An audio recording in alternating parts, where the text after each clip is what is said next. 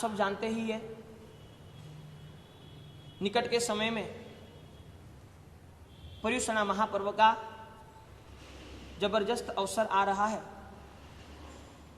और वह पर्युषणा महापर्व, पर्वों का राजा पर्युषण, तीर्थों का राजा शत्रुंजय, मंत्रों का राजा नमस्कार महामंत्र, यंत्रों का राजा सिद्ध चक्र, तो पर्वों का राजा पर्युषणा महापर्व।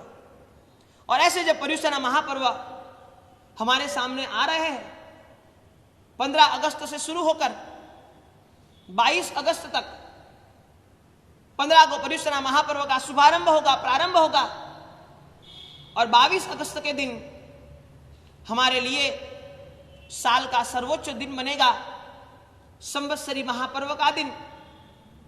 आप सब जानते हो इस बार परिस्थिति थोड़ी विकट है, थोड़ी कठिन है, रास्ता थोड़ा मुश्किल वाला है। हर साल तो जैसे ही पर्युषणा महापर्व आते हैं, और पर्युषणा महापर्व आते ही 1 महीने पहले से, 1.5 महीने पहले से, 2 महीने पहले से तैयारियां शुरू हो जाती है। कैसी कैसी परमात्मा की आंगी रचाएंगे, कैसी कैसी परमात्मा की भक्ति करेंगे, कैसा अद्भुत माहौल बनेगा, कैसे कैसे गुरु भगवान के प्रवचन होंगे, कैसे कैसे पौषध की आराधना करेंगे, कैसे कैसे सत्रह प्रतिक्रमण करेंगे।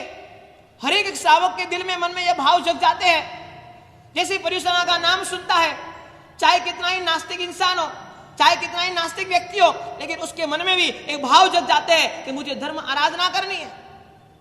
लेकिन मैं आपको बता दूं, इस साल हम धर्म आराधना तो करेंगे, लेकिन चाहे भारत भर में आप कहीं पर भी रहते हो, लेकिन धर्म आराधना आपके सरकार के नियम अनुसार, वहां के कानून अनुसार, वहां की जो भी व्यवस्था होगी, वहां विराजित जो भी गुरु भगवंत होंगे, जो भी संघ का ट्रस्ट मंडल साथ में मिलकर गुरु भगवंत की मार्गदर्शन से, प्रेरणा से जो भी तय करेगा, उसी तरह से आपको धर्म आराधना करनी है।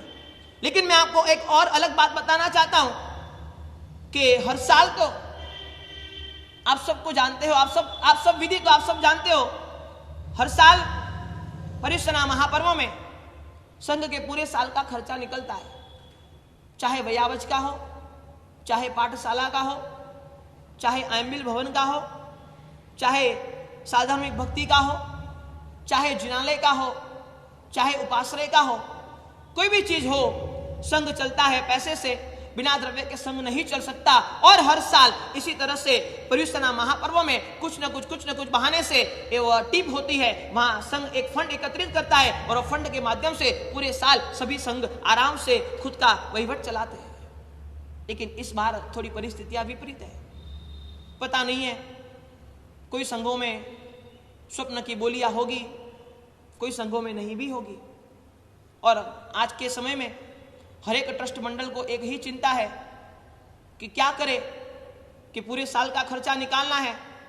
मैं आप सबसे यह कहना चाहता हूं, मैं आप सबसे यह निवेदन करना चाहता हूं कि चाहे हर साल आप जितनी राशि का सदव्यय करते थे, जितनी राशि का सदुपयोग करते थे, कभी कभार नहीं भी करते थे, बहुत सारे देने वाले थे, बहुत सारे चढ़ावे हो जाते थे, बहुत सारे लोग दान दे देते थे, और संघ की गाड़ी आराम से चलती थी। लेकिन इस बार दिक्कत वाला समय है, इस बार विपरीत समय है। और मैं आपसे यह सकल भारत भर के जैनों से नम्र अपील करना चाहता हूं, नम्र निवेदन करना चाहता हूं, आपका चाहे कोई भी संघ हो, लेकिन वह संघ में आपको निश्चित ही खड़े रहना है। चाहे तो आपके मौज शौक कम कर देना, चाहे तो आपके खर्चों में कहीं ना कहीं कटौती रख देना, लेकिन इस पर कटौती नहीं रखना। यह संघ पूरा चलता है, ये पर्युषणा महापर्व की इनकम से, वो 8 दिन में जो भी इनकम होती है उससे पूरा साल उनको निकालना है। तो मैं सकल भारत भर के जैन समाज को एक नम्र निवेदन करता हूं, हम सब की ओर से, पूरे साधु समुदाय की ओर से मैं एक नम्र निवेदन करता हूं कि आप इस बार कहीं पर कटौती न रखें। चाहे संघ की जो भी व्यवस्था हो, चाहे नकरे हो, चाहे चढ़ावे हो, और कुछ नहीं है तो हम क्या करेंगे, संघ के साधारण में भी हम जाकर लिखवा देंगे। क्योंकि एक चीज समझ लेना, संघ का जब अच्छा दिन होता है तब तो हम दे के न दे कुछ फर्क नहीं पड़ता, लेकिन संघ के सामने जब विपरीत समय आ जाता है तब निश्चित ही हमें वहां पर खड़े रहना है, वहां से हमें भाग भागना नहीं है, हम बहाने नहीं बनाएंगे कि नहीं महाराज साहब इस बार व्यवस्था नहीं है, नहीं महाराज साहब इस बार कुछ ना कुछ दिक्कत है, नहीं महाराज साहब इस बार कोरोना काल है, नहीं महाराज साहब इस बार व्यापार नहीं चल रहा है, नहीं महाराज साहब इस बार मैं खर्चा नहीं कर पाऊंगा। ऐसे कोई बहाने न बनाकर संघ के क्षेत्र में निश्चित ही जो भी संघ की योजना हो, जहां जो रूप से आराधना होती हो, जहां जो रूप से व्यवस्था की गई हो, उस रूप से आप निश्चित वहां पर जुड़े, निश्चित आपकी राशि का सद्व्यय करते करें। और मैं तो आपको यही कहना चाहता हूं, इतने दान के प्रवचन के बाद में मैंने आपको यही बताया है, यथाशक्ति करे, न शक्ति से ऊपर जाके करना है, न शक्ति को छुपाना है, न हमें छुपाकर करना है। जितनी शक्ति है निश्चित संघ के क्षेत्र में, संघ के हर एक क्षेत्र में, संघ की जो भी व्यवस्था है, संघ के जो भी आयोजन है, निश्चित उसमें जुड़े। यह सकल साधु समुदाय की ओर से सकल जैन समाज के श्रावक और श्राविकाओं को हमारी नम्र अपील है कि आप संघ के